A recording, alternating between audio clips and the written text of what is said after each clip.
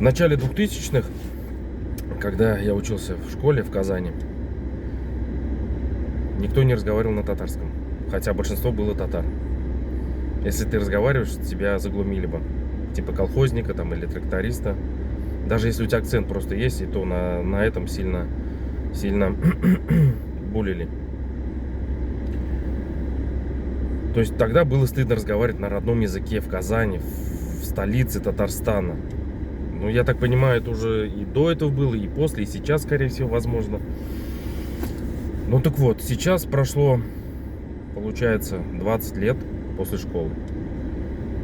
Я очень хочу разговаривать на родном языке. Но у меня уже плохо получается, потому что вот забываем родной язык. Поэтому хочется, чтобы народ не забывал свой родной язык. Старался разговаривать между собой. Не стеснялся, самое главное. Понятное дело то, что сложно. Вот мне очень сложно.